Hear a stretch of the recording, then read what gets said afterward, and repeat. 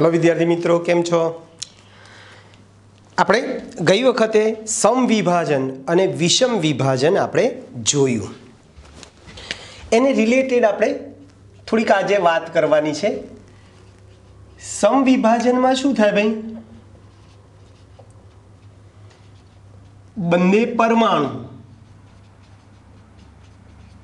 કે સમૂહ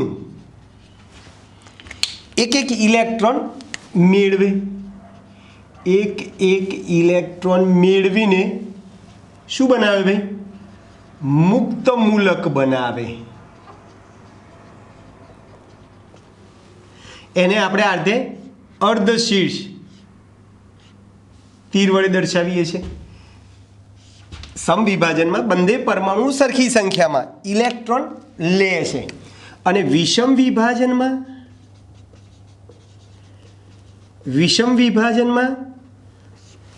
कोई एक परमाणु बंधना बंधे इलेक्ट्रॉन लई ले छे। कोई एक परमाणु ससंयोजक बंधना बंने इलेक्ट्रॉन ले छे। एने आपणे आ रीते जे ले एनी तरफ तीर बताईए छे। आ रीते जे ले एनी तरफ तीर बताए, अथवा तो आम पण कहेवाय जेनी विद्युत ऋणता, जेनी विद्युत ऋणता वधु होय ते परमाणु इलेक्ट्रॉन बे इलेक्ट्रॉन अथवा तो इलेक्ट्रॉन युग्म ले, इलेक्ट्रॉन युग्म ले। चलो आज मैं माहिती तमने आपी, एने आधारे कोयडो 12.11 છે। કોયડો 12.11 છે। પ્રશ્ન આવો છે, નીચે દર્શાવેલા અણુમાં સહસંયોજક બંધના વિષમ વિભાજનથી બનતા પ્રતિક્રિયાત્મક મધ્યવર્તી સંયોજનોના નિર્માણને વક્ર તીર દ્વારા દર્શાવો। વિષમ વિભાજનની વાત કરી છે આપણે, બરાબર, એટલે વક્ર તીર વડે દર્શાવો। ચાલો તમને એ આવો છે CH3SCH3, બરાબર, બીજું છે CH3CN અને ત્રીજું જે છે એ CH3Cu, CH3Cu। ચાલો શું કરીશું ભાઈ,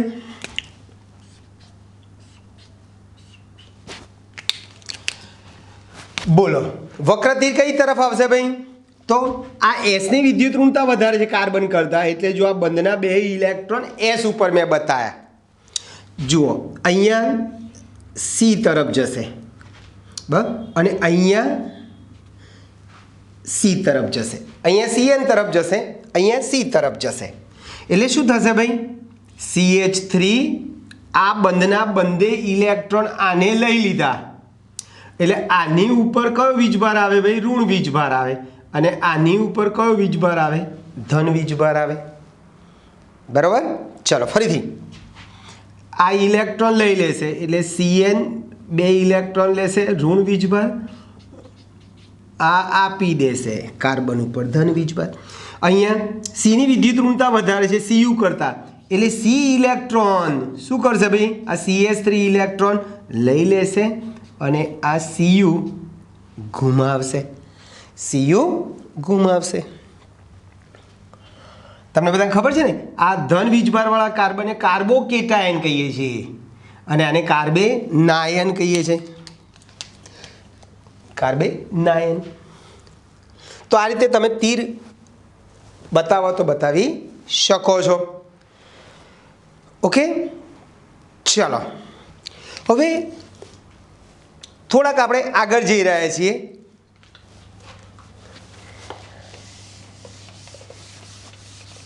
જેમ આપણે સમવિભાજન અને વિષમ વિભાજનની વાત કરી, એ જ પ્રમાણે ઇલેક્ટ્રોન અનુરાગી પ્રક્રિયક અને પ્રક્રિયા અને કેન્દ્રાનુરાગી પ્રક્રિયક અને કેન્દ્રાનુરાગી પ્રક્રિયા ની થોડીક ડિટેલમાં આપણે વાત કરીએ.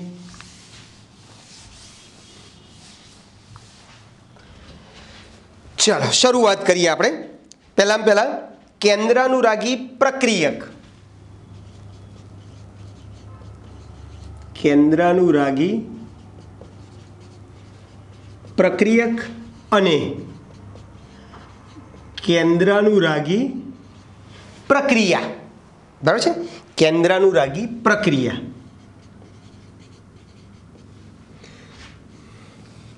અને ઇલેક્ટ્રોન અનુરાગી પ્રક્રિયક અને ઇલેક્ટ્રોન અનુરાગી પ્રક્રિયા બંને એકબીજાની અપોઝિટ છે.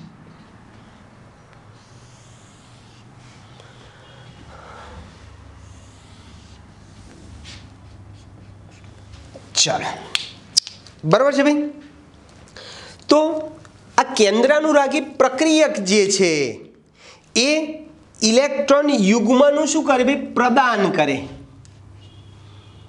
આ કેન્દ્રાનુરાગી પ્રક્રિયક એ ઇલેક્ટ્રોન યુગ્મનું પ્રદાન કરે છે, દાન કરે છે. ઇલેક્ટ્રોન યુગ્મ આપે છે, પ્રદાન કરે છે. એટલે કે કેન્દ્ર પ્રત્યે આકર્ષણ ધરાવે છે. એટલે કે કેન્દ્ર પ્રત્યે આકર્ષણ ધરાવે છે તેવા પ્રક્રિયકને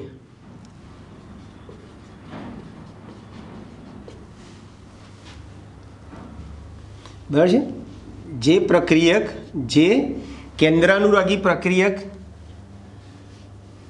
અથવા તો અહીંયા આમ જ રાખીએ. ચલો કેન્દ્રાનુરાગી પ્રક્રિયક શું કરે ભાઈ?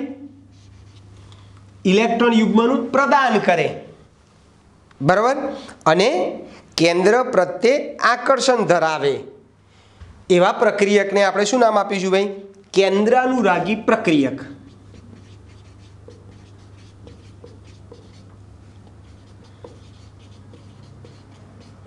આમ લખું છું NU-.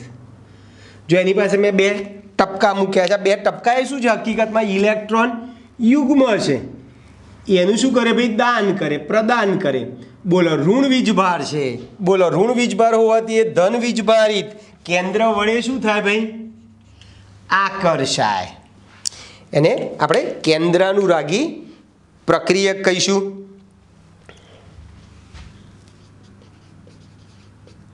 અને આવી પ્રક્રિયાને કેન્દ્રાનુરાગી પ્રક્રિયા કહીશું. અને આ પ્રક્રિયાને શું કહીશું ભાઈ? કેન્દ્રાનુરાગી પ્રક્રિયા કહીશું. બરાબર છે ભાઈ. ચલો આનાથી તદ્દન ઊંધું બોલો શું કરીશું ભાઈ? આ ઇલેક્ટ્રોન અનુરાગી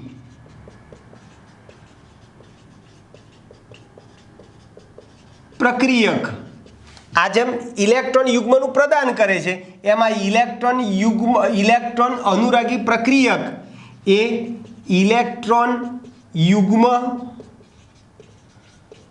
સ્વીકારે છે. ઇલેક્ટ્રોન યુગ્મ સ્વીકારે છે એટલે કે કોના વડે આકર્ષણ અનુભવશે? એટલે કે ઇલેક્ટ્રોન પ્રત્યે. એટલે કે તે ઇલેક્ટ્રોન પ્રત્યે આકર્ષણ ધરાવે છે. બરાબર. તેવા પ્રક્રિયકને શું કહીશું ભાઈ? ઇલેક્ટ્રોન અનુરાગી પ્રક્રિયક કહે છે. અને આ પ્રક્રિયાને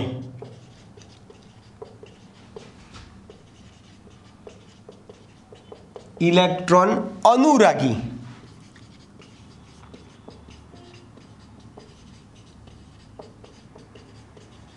પ્રક્રિયા કહીશું. ઇલેક્ટ્રોન અનુરાગી પ્રક્રિયા કહીશું.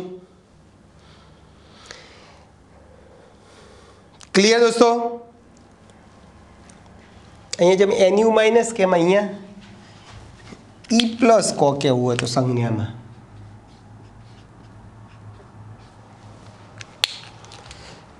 ચાલો ઓકે. ચાલો હવે એક સામાન્ય સ્વરૂપ આપણે એનું લખીએ બંનેમાં.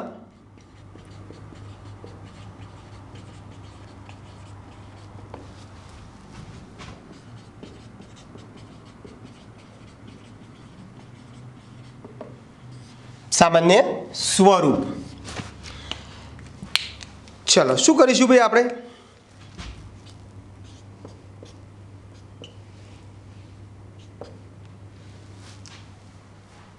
બરાબર છે.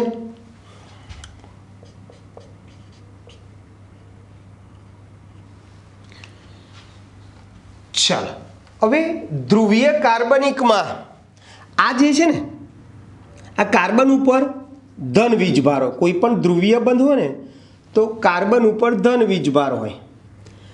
આ NU માઇનસ ને શું કીધું ભાઈ આપણે? કેન્દ્રાનુરાગી પ્રક્રિયક.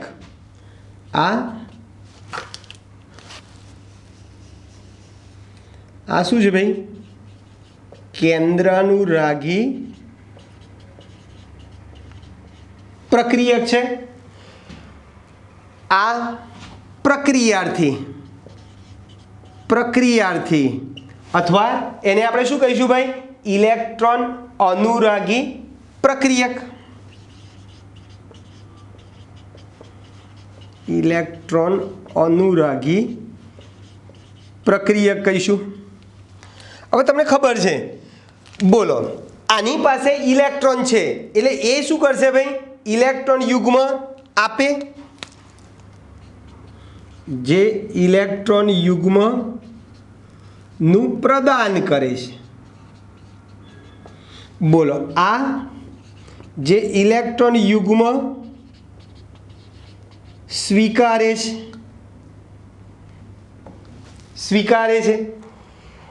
બરાબર છે. એટલે આ ઇલેક્ટ્રોન ઉણપ હોય આમાં, આ જે ઇલેક્ટ્રોન ઉણપ ધરાવે છે,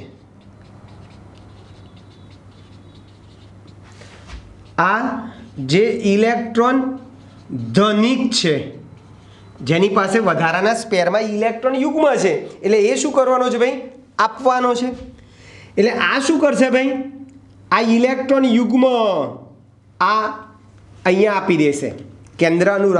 ઇલેક્ટ્રોન અનુરાગી પ્રક્રિયક ને ઇલેક્ટ્રોન શું કરશે ભાઈ?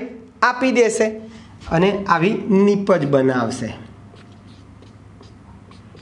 NU જોડાઈ ગયું, નિપજ બની ગઈ. ક્લિયર ભાઈ? ચલો આ કેન્દ્રાનુરાગી પ્રક્રિયકો જે છે, એ બધા શું કરશે ભાઈ? કેન્દ્રાનુરાગી પ્રક્રિયકો એ લુઈસ બેઝ તરીકે વર્તશે. કેન્દ્રાનુરાગી આ જે પ્રક્રિયક જે છે એની ઉપર માઇનસ છે, બરાબર છે. એ શેના તરીકે વર્તશે ભાઈ? લુઈસ બેઝ તરીકે વર્તે છે. જે લુઈસ બેઝ તરીકે વર્તે છે.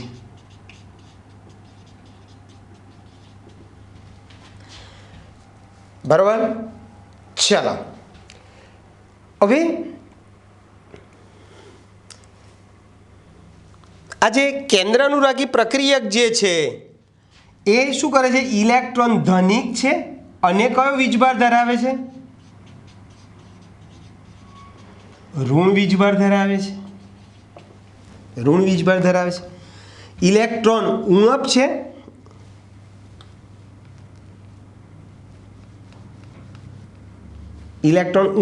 અને ધન વીજભાર ધરાવે છે. ધન વીજભાર ધરાવે છે। ક્લિયર દોસ્તો? ચલો પહેલામાં શું કરીશું ભાઈ આપણે સામાન્ય સ્વરૂપમાં એમાં આપણે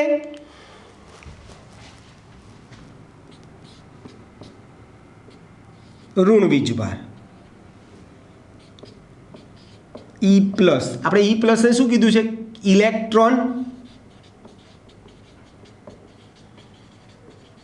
અનુરાગી પ્રક્રિયક છે બસ E પ્લસ એ શું છે ભાઈ ઇલેક્ટ્રોન અનુરાગી પ્રક્રિયક છે અને આ જે પ્રક્રિયાર્થી જે છે એ શું છે ભાઈ કેન્દ્રાનુરાગી પ્રક્રિયક છે। આ કેન્દ્રાનુરાગી પ્રક્રિયક છે।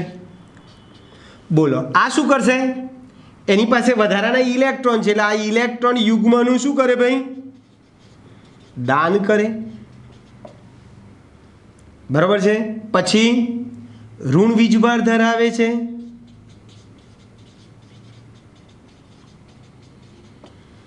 ઋણવાળો લુઈસ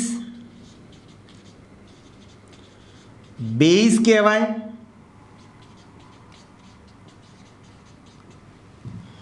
ચલો આ શું થશે ઇલેક્ટ્રોન અનુરાગી પ્રક્રિયક એની ઉપર પ્લસ છે એટલે એની પાસે ઇલેક્ટ્રોન ઓછા છે એટલે આ શું કરશે ઇલેક્ટ્રોન યુગ્મ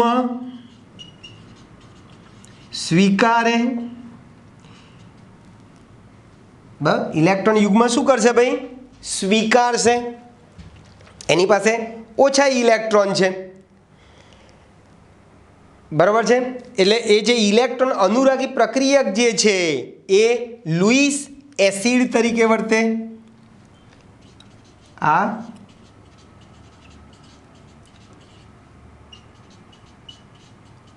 હંમેશા યાદ રાખો દોસ્તો પ્લસ વાળા જે હંમેશા એસિડ હોય માઇનસ વાળા હંમેશા બેઝ હોય બંનેમાં તમે જોઈ શકો છો।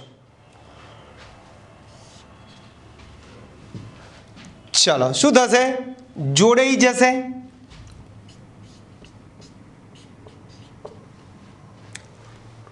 આ રીતે જોડાઈને આપણને શું મળશે ભાઈ નિપજ મળશે। આ જે નિપજ મળે છે એ નિપજ કેવી હોય ભાઈ તટસ્થ નિપજ કેવી બંનેમાં કેવી મળે ભાઈ તટસ્થ મળે।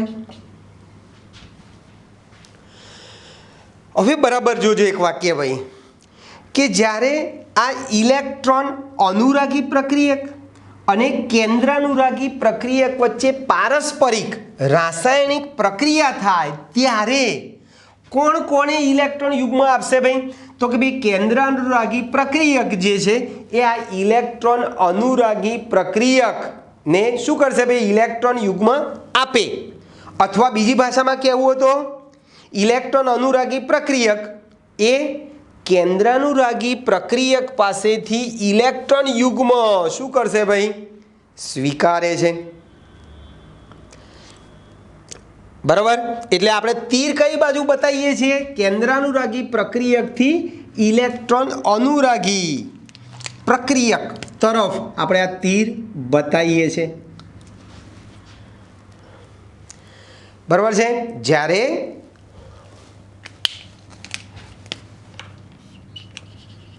જ્યારે ઇલેક્ટ્રોન અનુરાગી પ્રક્રિયક અને કેન્દ્રાનુરાગી પ્રક્રિયક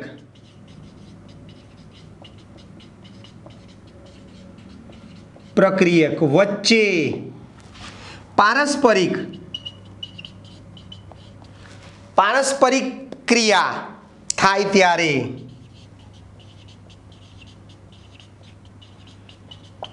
શું થશે ભાઈ ઇલેક્ટ્રોન ક્યાંથી ક્યાં થશે ઇલેક્ટ્રોન અનુરાગી પ્રક્રિયક એ આ કેન્દ્રાનુરાગી પ્રક્રિયક પાસેથી ઇલેક્ટ્રોન યુગ્મ સ્વીકારે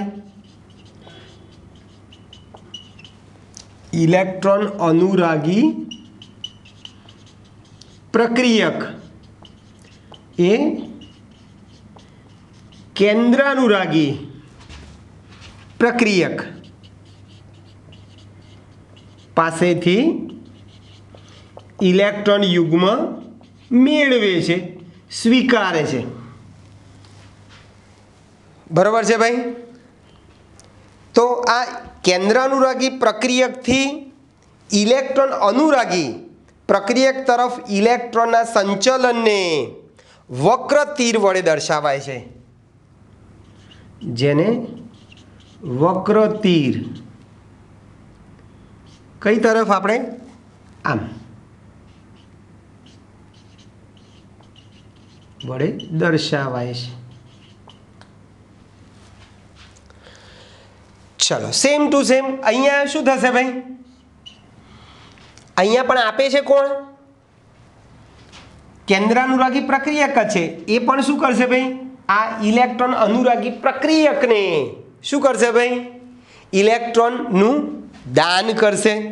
એટલે અહીંયા તમારી દિશા કઈ તરફ જશે? જેમ અહીંયાથી આમ ગયું ને એમ અહીંયાથી આમ જશે।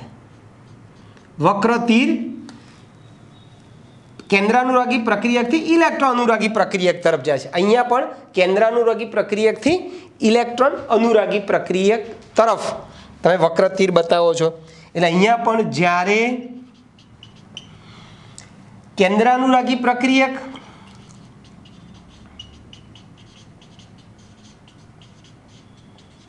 અને ઇલેક્ટ્રોન અનુરાગી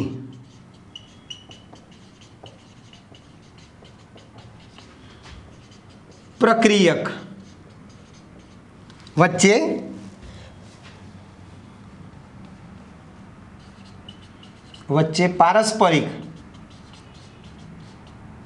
પારસ્પરિક ક્રિયા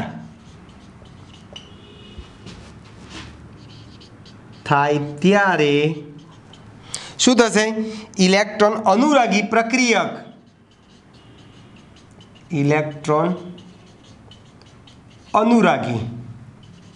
પ્રક્રિયક એ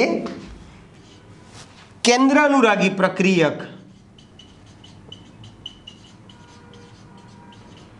પ્રક્રિયક પાસેથી ઇલેક્ટ્રોન યુગ્મ મેળવે છે। ક્લિયર દોસ્તો? ચાલો ઓકે। હવે આ કેન્દ્રાનુરાગી પ્રક્રિયકની સામાન્ય સંજ્ઞા આપણે શું દર્શાવી? NU માઇનસ દર્શાવીએ છીએ। એમ અહીંયા E પ્લસ ઇલેક્ટ્રોન અનુરાગી પ્રક્રિયકને આપણે E પ્લસ સંજ્ઞા વડે આપણે દર્શાવીએ છીએ। ક્લિયર? એટલે અહીંયા આ વક્ર તીર મેળવે છે, જેને વક્ર તીર જો આપણે આમથી આમ બતાવ્યું છે વડે દર્શાવાય છે। ક્લિયર દોસ્તો? તો બહુ સરસ થઈ ગયું, સાવ સિમ્પલ યાદ રાખજો। આ કેન્દ્રાનુરાગી પ્રક્રિયક જે છે એ ઇલેક્ટ્રોન યુગ્મનું દાન કરે અને કેન્દ્ર વડે આકર્ષાય। ઇલેક્ટ્રોન અનુરાગી પ્રક્રિયક જે છે એ ઇલેક્ટ્રોન યુગ્મનું દાન કરે અને ઇલેક્ટ્રોન વડે આકર્ષાય। બરાબર યાદ રાખજો। ફરીથી આ શું કરે છે ભાઈ? કેન્દ્રાનુરાગી પ્રક્રિયકે ઇલેક્ટ્રોન યુગ્મનું પ્રદાન કરે છે। બરાબર છે? પ્રદાન કરે છે અને કોના વડે આકર્ષાય છે? કેન્દ્ર વડે આકર્ષાય છે, માટે એને કેન્દ્રાનુરાગી પ્રક્રિયક કહીશું। અને ઇલેક્ટ્રોન અનુરાગી પ્રક્રિયક જે છે એ શું કરે છે ભાઈ? ઇલેક્ટ્રોન સ્વીકારે છે, ઇલેક્ટ્રોન યુગ્મ સ્વીકારે છે અને કોના વડે આકર્ષાય છે? ઇલેક્ટ્રોન વડે આકર્ષાય છે, એટલે એને ઇલેક્ટ્રોન અનુરાગી પ્રક્રિયક કહીશું। બસ ઇલેક્ટ્રોન યુગ્મ સ્વીકારે છે। ઇલેક્ટ્રોન અનુરાગી પ્રક્રિયક જે છે એ લુઈસ એસિડ તરીકે વર્તે અને કેન્દ્રાનુરાગી પ્રક્રિયક જે છે લુઈસ બેઝ તરીકે વર્તે। યાદ રાખજો, પ્લસ વાળા હંમેશા લુઈસ એસિડ હોય, માઇનસ વાળા હંમેશા લુઈસ બેઝ હોય। તમારે અહીંયા બી તમારે એક સામાન્ય સમીકરણ લખવું હોય તો સપોઝ કે આ કેમ આવું થાય છે, જો હું તમને બતાવું। એક આ CX લખીએ NU માઇનસ. આ બંધ કેવો છે? આ ધ્રુવીય બંધ છે. કેમ ભાઈ? તો કાર્બન કરતાં એક્સની વિદ્યુત ઋણતા વધારે હોવાથી એક્સ ઉપર અંશતઃ ઋણ વીજભાર આવે, કાર્બન ઉપર અંશતઃ ધન વીજભાર આવે. બરાબર છે? આ શું છે? ઋણ વીજભારિત કેન્દ્રાનુરાગી પ્રક્રિયક છે. એ પેલા ધન વીજભારિત કાર્બન વડે શું થાય ભાઈ? આકર્ષાય. બરાબર છે? એક્સ દૂર થાય અને આ એક્સની જગ્યાએ કોણ જોડાય ભાઈ? NU જોડાઈ જાય અને આપણને શું મળે ભાઈ? નિપજ મળે. એટલે આ NU જે છે એ પેલા ધન વીજભારિત કાર્બન સાથે જોડાય છે, માટે એને કેન્દ્રાનુરાગી વિસ્થાપન પ્રક્રિયા પણ કહેવી તો કહી શકીએ. આવી પ્રક્રિયાને આપણે શું નામ આપ્યું? કેન્દ્રાનુરાગી વિસ્થાપન. વિસ્થાપનનો અર્થ શું થાય? એક્સ દૂર થયો અને એની જગ્યાએ NU જોડાયો. ઓકે દોસ્તો, ચલો આના ઉપરથી આપણે થોડાક સ્વાધ્યાયના પ્રશ્નો જોઈ લઈએ. આપણે પહેલાં કોયડો જોઈ લઈએ.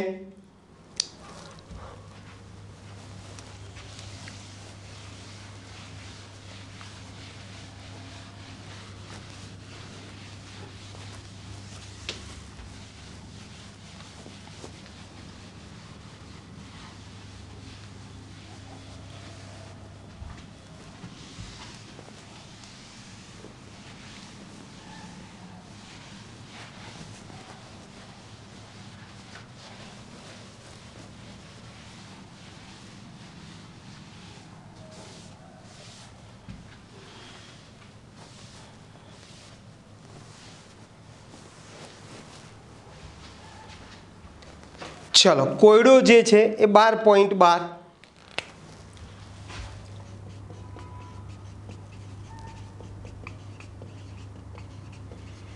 કોયડો 12.12. આપણે કેન્દ્રાનુરાગી પ્રક્રિયક અને ઇલેક્ટ્રોન અનુરાગી પ્રક્રિયકમાં વર્ગીકૃત કરવું છે. કેન્દ્રાનુરાગી પ્રક્રિયક અને ઇલેક્ટ્રોન અનુરાગી પ્રક્રિયકમાં આપણે વર્ગીકૃત કરવાનું છે. હવે એક વસ્તુ તો મેં તમને અગાઉ કહી દીધી ભાઈ, કે જે પ્લસવાળા હોય ને, જેની પર ધન વીજભાર છે, પ્લસવાળા હંમેશા ઇલેક્ટ્રોન વડે શું થાય? ઇલેક્ટ્રોન પર ઋણ વીજભાર હોય એટલે પ્લસવાળા હંમેશા ઇલેક્ટ્રોન વડે આકર્ષે, એટલે બધાને ઇલેક્ટ્રોન અનુરાગી પ્રક્રિયા કહીશું. પ્લસવાળા બધા ઇલેક્ટ્રોન અનુરાગી પ્રક્રિયા કહીશું. અને ઋણ વીજભાર જે ધરાવતા હશે એ ધન વીજભાર, કેન્દ્રમાં ધન વીજભાર હોય, ધન વીજભાર વડે આકર્ષાતા હોવાથી એને આપણે ધન વીજભારિત કેન્દ્ર અનુરાગી પ્રક્રિયક કહીશું. એટલે એક વસ્તુ ફિક્સ થઈ ગઈ, પ્લસવાળા બધા ઇલેક્ટ્રોન હશે અનુરાગી અને માઇનસ વીજભાર ધરાવશે બધા કેન્દ્ર અનુરાગી પ્રક્રિયક હશે. એટલે આપણે શોધીને લખવાનું છે. જુઓ HS માઇનસવાળા પહેલાં લખી દઈએ આપણે. HS માઇનસ છે, પછી C2H5 O માઇનસ છે, પછી તટસ્થ જે છે પછી આપણે વિચારીએ. બરાબર ભાઈ? પછી NH2 માઇનસ છે, આ માઇનસવાળા. ચલો પ્લસવાળા બધા કયા કયા છે ભાઈ? Cl પ્લસ, પછી CH2 CH3CO plus NO2 plus. ચલો તો આટલી વસ્તુ ક્લિયર થઈ ગઈ ભાઈ. હવે શું કરીશું ભાઈ? તટસ્થ છે એક BF3 છે અને બીજું જે છે એ BF3 અને બીજું કયું બાકી રહ્યું ભાઈ? CH3 thrice N. હવે આ જે CH3 થ્રાઇસ N જે છે એમાં ઇલેક્ટ્રોન યુગ્મ સ્પેરમાં પડેલા છે, એટલે આ ઇલેક્ટ્રોન યુગ્મનું શું કરે? દાન કરે. ને દાન કરે તો આપણે કેન્દ્રાનુરાગી પ્રક્રિયક કહીશું. અને આ BF3 જે છે આમાં ઇલેક્ટ્રોન ઉણપ છે, આ ઇલેક્ટ્રોન ઉણપવાળી સ્પીસીઝ ઘટક છે અને આ ઇલેક્ટ્રોન દાતા અથવા તો ઇલેક્ટ્રોન ધનિક સ્પીસીસ છે જેની પાસે વધારાના ઇલેક્ટ્રોન યુગ્મ છે એટલે આપી શકે. આપે તો કેન્દ્ર અનુરાગી પ્રક્રિયક, ઇલેક્ટ્રોન યુગ્મ સ્વીકારે તો ઇલેક્ટ્રોન અનુરાગી પ્રક્રિયક. બરોબર ભાઈ. ચલો પછી આવે છે કોયડો 12.13.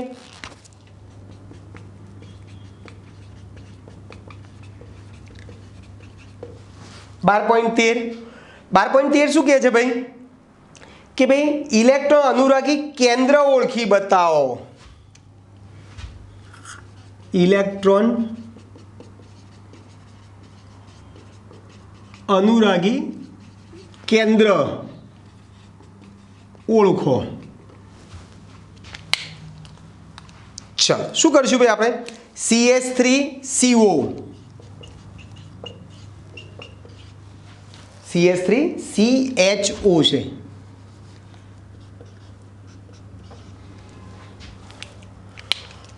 તો આની વિદ્યુત ઋણતા વધારે. આ સ્ટાર વાળો જે છે કાર્બન, આ સ્ટાર વાળો કાર્બન જે છે પૂંદડી વાળો કાર્બન એ શું છે ભાઈ ઇલેક્ટ્રોન અનુરાગી કેન્દ્ર છે.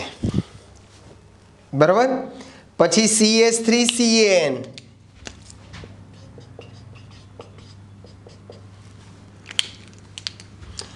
આની ઉપર ધન વીજભાર આવશે એટલે આ સ્ટાર વાળો કાર્બન છે. CN માં 3 બંધ આવે C અને N વચ્ચે. અને ત્રીજું જે છે એ CH3I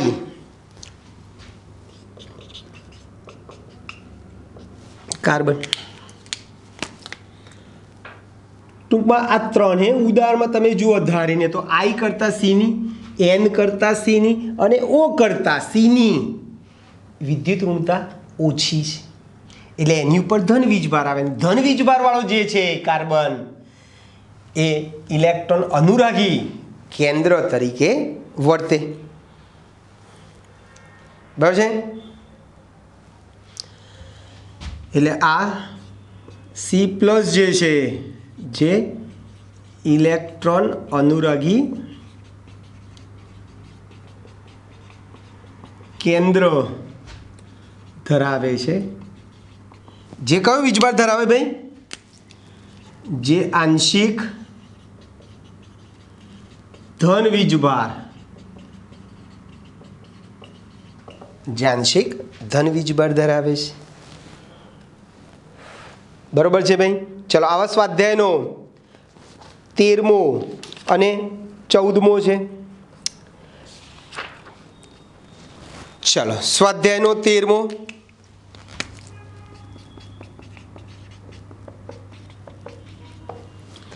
ચલો શું કહે છે નીચે દર્શાવેલ સમીકરણોમાં રેખાંકિત કરેલા પ્રક્રિયકોને કેન્દ્રાનુરાગી પ્રક્રિયક અથવા ઇલેક્ટ્રોન અનુરાગી પ્રક્રિયક તરીકે ઓળખો. તમને 3 પ્રક્રિયાઓ આપેલી છે રેખાંકિત કરેલ CH3COH OH માઇનસ. આમ નીચે રેખા દોરી છે. આને કેન્દ્રાનુરાગી પ્રક્રિયા કહીશું કે ઇલેક્ટ્રોન અનુરાગી પ્રક્રિયા કહીશું એની આપણે વાત કરવાની છે. CH3COO માઇનસ વત્તા H2O. બી જે છે CH3COCH3 વત્તા CN માઇનસ. એન નીચે લીટી દોરેલી છે. બરાબર છે. તો CH3 ટ્વાઇસ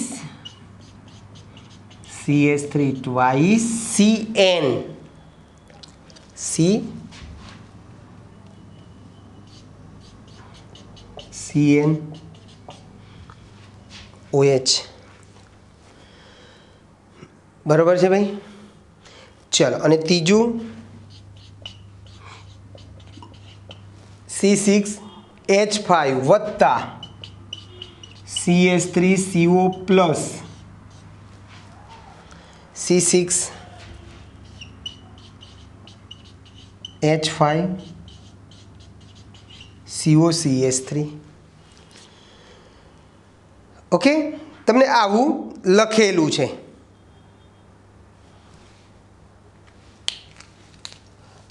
હવે તમને પ્રશ્ન શું કહે છે કે આ જે નીચે રેખાંકિત કરેલા આ જે પ્રક્રિયક જે OH માઇનસ કે CN માઇનસ કે CH3CO પ્લસ જે છે એ લुईस એસિડ હશે એટલે મીન્સ કેન્દ્રાનુરાગી પ્રક્રિયક છે કે ઇલેક્ટ્રોન અનુરાગી પ્રક્રિયક છે? તો મેં તમને અગાઉ પણ કીધું છે કે માઇનસવાળો જે હોય એ કેન્દ્રાનુરાગી પ્રક્રિયક હોય, પ્લસ વીજભાર ધરાવે બધા ઇલેક્ટ્રોન અનુરાગી પ્રક્રિયક કહેવાય. એટલે આ કેવો હશે ભાઈ? માઇનસ છે એટલે આ કેન્દ્ર અનુરાગી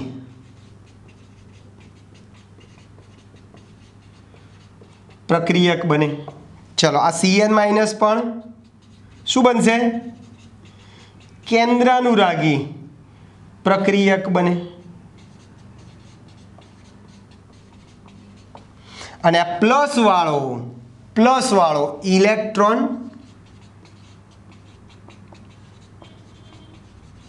અનુરાગી પ્રક્રિયક બને. ઇલેક્ટ્રોન અનુરાગી પ્રક્રિયક બને. ચાલો પછી આવો જ 14મો પ્રશ્ન છે. વર્ગીકૃત પ્રક્રિયાઓને વર્ગીકૃત કરવાની છે.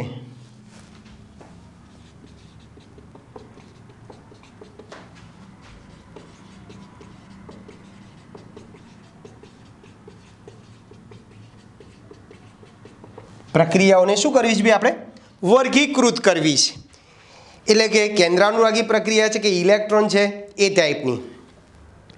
તો એમાં આપણે શું કરીશું ભાઈ? તમને પ્રક્રિયાઓ આપી છે. એ પ્રક્રિયા તમારી આવી છે CH3CH2Br CH3CH2Br વત્તા HS માઇનસ ગિવિંગ CH3CH2SH વત્તા Br માઇનસ. બીજી પ્રક્રિયા જે છે એ CH3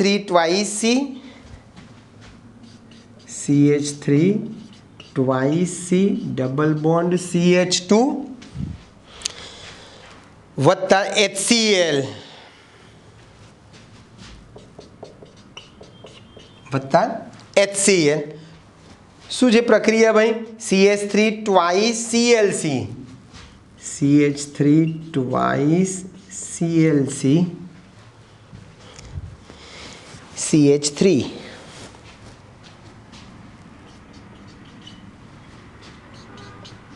ત્રીજી પ્રક્રિયા છે CH3CH2Br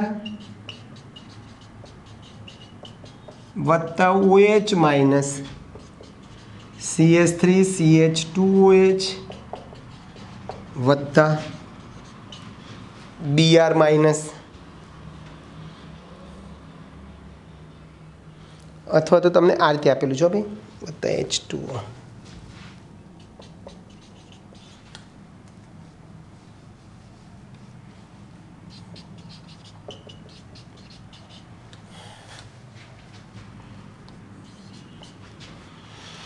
અને ચોથી પ્રક્રિયા છે CH3 thrice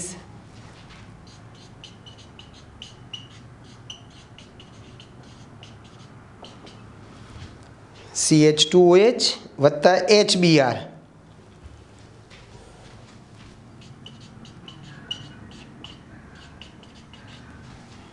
giving CH3 twice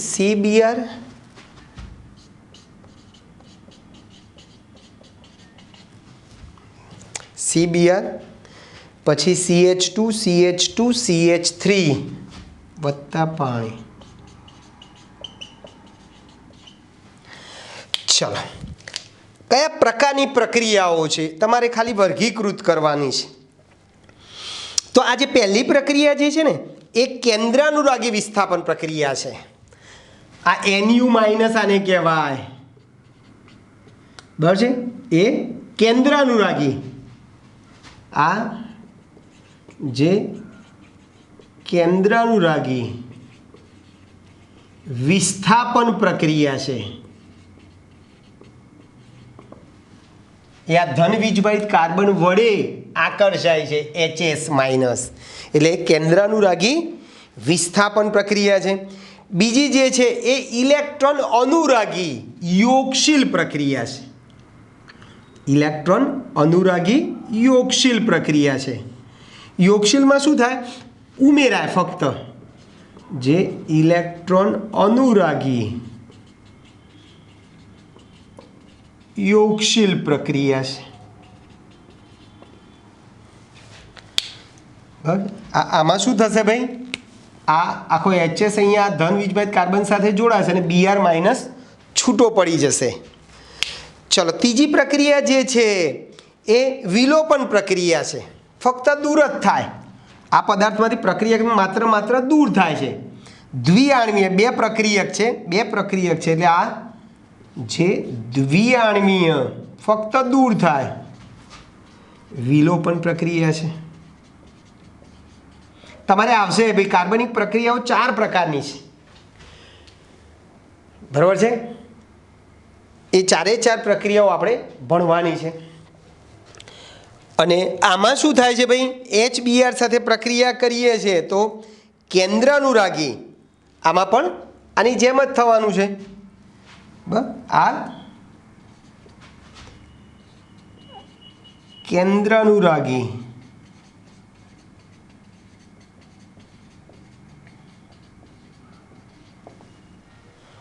વિસ્થાપન પ્રક્રિયા છે, બરાબર છે? કેન્દ્રાનુરાગી વિસ્થાપન પ્રક્રિયા છે. ક્લિયર દોસ્તો? તો પાકું ભાઈ પિક્ચર આખું? કેન્દ્રાનુરાગી પ્રક્રિયા કોને કહેવાય? ઇલેક્ટ્રોન અનુરાગી પ્રક્રિયા કોને કહેવાય? યાદ રાખજો, પ્લસવાળા બધા ઇલેક્ટ્રોન અનુરાગી પ્રક્રિયા કહેવાય, માઇનસવાળા બધા કેન્દ્રાનુરાગી પ્રક્રિયા કહેવાય. પછી કાર્બનિક પ્રક્રિયાઓમાં ઇલેક્ટ્રોન સંચલન, આપણે હમણાં જ કીધું ને, ઇલેક્ટ્રોન સંચલન. ઇલેક્ટ્રોન ક્યાંથી ક્યાં જાય છે, ઇલેક્ટ્રોનનું સ્થાનાંતર કેવી રીતે થાય છે એની આપણે વાત કરી લઈએ છેલ્લે.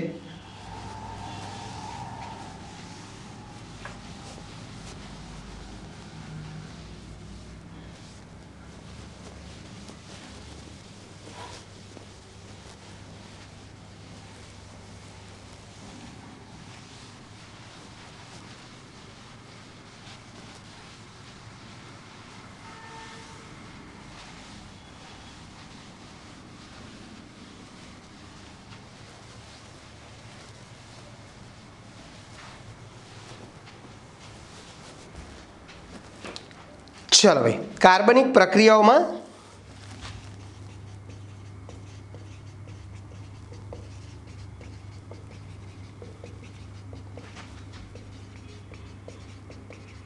ઇલેક્ટ્રોન સંચલન.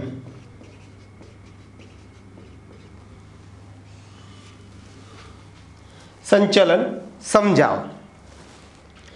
તો કાર્બનિક પ્રક્રિયામાં ઇલેક્ટ્રોન સંચલનને આપણે વક્ર તીર વડે દર્શાવીએ છીએ. કાર્બનિક પ્રક્રિયાઓમાં ઇલેક્ટ્રોનના સંચલનને વક્ર તીર આ રીતે અથવા આ રીતે વડે દર્શાવાય છે. સમવિભાજન વિષમ વિભાજનમાં બંનેમાં જુદું જુદું છે. અર્ધવક્ર તીર પણ આપણે દર્શાવીએ છીએ. એક એક ઇલેક્ટ્રોન, જો આનો અર્થ શું થાય, એક જ પરમાણુ બે ઇલેક્ટ્રોન લઈ લે અને આ રીતે આપણે બતાવીએ તો એક એક ઇલેક્ટ્રોન લે, અર્ધવક્ર તીર કહેવાય આને. બતાવીએ છીએ આપણે હમણાં, બરાબર ભાઈ? હવે આ ઇલેક્ટ્રોન સંચલન પ્રક્રિયા દરમિયાન શું થાય ભાઈ? ઇલેક્ટ્રોનના પુનઃવિતરણને કારણે બંધમાં ફેરફાર થાય છે. પ્રક્રિયાઓમાં ઇલેક્ટ્રોન સંચલન ને લીધે બંધમાં શું થાય છે? ફેરફાર થાય છે. એટલે એકલ બંધમાંથી દ્વિબંધ થઈ જાય, દ્વિબંધમાંથી એકલ બંધ થઈ જાય, બરાબર છે? હવે આપણે આ જે વક્ર તીરની શરૂઆત ક્યાંથી કરીશું ભાઈ? તો ઇલેક્ટ્રોન યુગ્મ સ્થાનાંતર પામી વક્ર તીર જ્યાં પૂર્ણ થાય છે ત્યાં ઇલેક્ટ્રોન યુગ્મ સ્થાનાંતર પામે છે. એટલે આપણે ટૂંકમાં જ્યાં વક્ર તીર જ્યાં પૂરું થાય છે એનો અર્થ કે એ પરમાણુ ઇલેક્ટ્રોન યુગ્મ સ્વીકારે છે. એટલે વક્ર તીર જ્યાં પૂરું થાય છે ત્યાં પરમાણુ ઇલેક્ટ્રોન યુગ્મ સ્વીકારે છે. એક બે ઉદાહરણ એટલે તમને વધારે ખ્યાલ આવે ભાઈ. દાખલા તરીકે સમજો. દાખલા તરીકે એક પ્રક્રિયા છે, આ ડબલ બંધ છે, આ વાય છે અને અહીંયા એકલ બંધ છે. સમજો. હવે હું આમ લખું છું, આ એક બંધમાં 2 ઇલેક્ટ્રોન હોય એટલે આ આખા 2 ઇલેક્ટ્રોન અહીંયા જતા રહ્યા. 2 ઇલેક્ટ્રોન અહીંયા જતા રહ્યા એટલે અહીંયા ડબલ બંધમાંથી એકલ બંધ થઈ ગયો અને અહીંયા એકલ બંધ હતો ત્યાં ડબલ બંધ થઈ ગયો. એટલે અહીંયા શું થયું? પાઇપ બંધથી તેને સંલગ્ન બંધ પર, આ ડબલ બંધમાં એક પાઇપ બંધ છે બરાબર છે, એટલે પાઇપ બંધથી તેને સંલગ્ન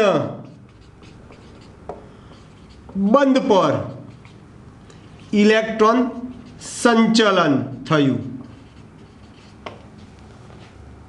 બંધ પર ઇલેક્ટ્રોનનું સંચલન થયું એટલે ઇલેક્ટ્રોન આ બાજુ આવે, અહીંયાથી ઇલેક્ટ્રોન આ બાજુ આવી ગયા. જો ફરીથી બીજી પ્રક્રિયા આપણે લઈએ, સમજો બરાબર. આમ લખું છું બરાબર. હવે શું થાય છે ભાઈ? આ જે બંધ જે છે, બંધના જે 2 ઇલેક્ટ્રોન જે છે એ આ વાય ઉપર એટલે કે પરમાણુ ઉપર આવે છે. પાઇપ બંધથી તેને સંલગ્ન, પાઇપ બંધથી તેને સંલગ્ન પરમાણુ ઉપર, વાય પરમાણુ ઉપર ઇલેક્ટ્રોનનું શું થયું ભાઈ? સંચલન થયું.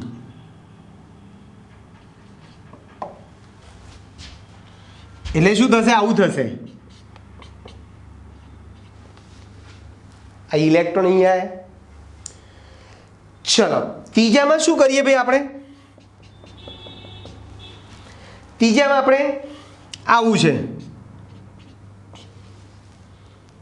તો શું થશે?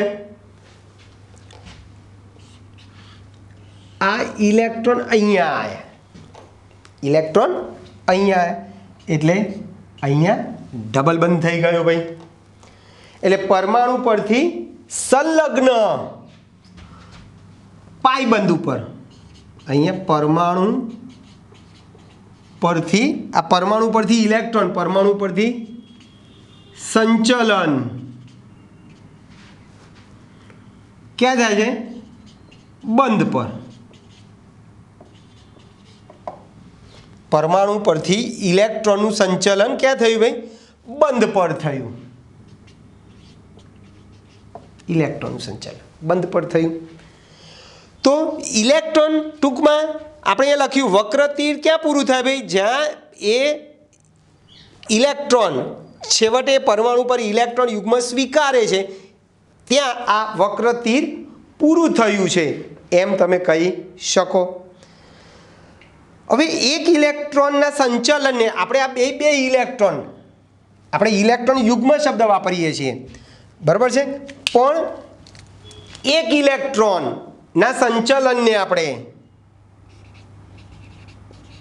એક ઇલેક્ટ્રોનના સંચલન, સંચલન એટલે યાદ રાખો ફેરફાર, સંચલનને માછલી આંકડા, સંચલનને માછલી આંકડા બરાબર છે. અર્ધ શીર્ષ તીર કહેવાય ને, અર્ધ શીર્ષ તીર વડે દર્શાવાય છે. આપણે અગાઉ પણ લખ્યું અર્ધ શીર્ષ તીર એટલે આમ આ રીતે અથવા આ રીતે દર્શાવીએ છીએ. અહીંયા ઇલેક્ટ્રોન યુગમાં જતા રહે, અહીંયા એક એક ઇલેક્ટ્રોન લે ભાઈ, એક એક ઇલેક્ટ્રોન લે. ઉદાહરણ આપું, દાખલા તરીકે OH માઇનસ, OH માઇનસ અને CH3Br. ચલો બંને પાસે ઇલેક્ટ્રોન યુગ્મ છે એટલે શું થશે ભાઈ, અહીંયાથી અહીંયા, અહીંયાથી અહીંયા આવશે અને શું થઈ જશે ભાઈ, CH3OH Br માઇનસ.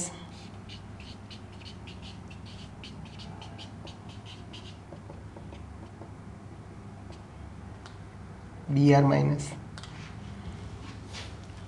આપણે આ સંપૂર્ણ તીર આપ્યા, આ ઇલેક્ટ્રોન યુગ્મ અહીંયા ગયું, આ ઇલેક્ટ્રોન યુગ્મ અહીંયા ગયું.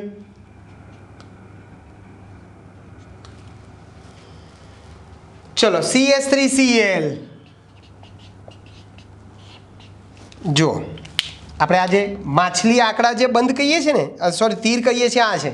જો આ એક બંધમાં 2 ઇલેક્ટ્રોન હતા, એમાંથી એક ઇલેક્ટ્રોન આ કાર્બને લીધો અને એક ઇલેક્ટ્રોન આ Cl એ લીધો, એટલે CH3 ટપકું Cl ટપકું. બરાબર છે.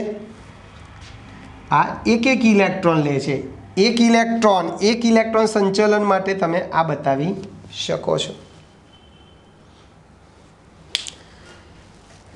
ક્લિયર દોસ્તો? તો અહીં સુધી આપણે રાખીએ છીએ, બાકીનું આપણે આવતી વખતે જોઈશું. ઓકે, મળીએ, બાય.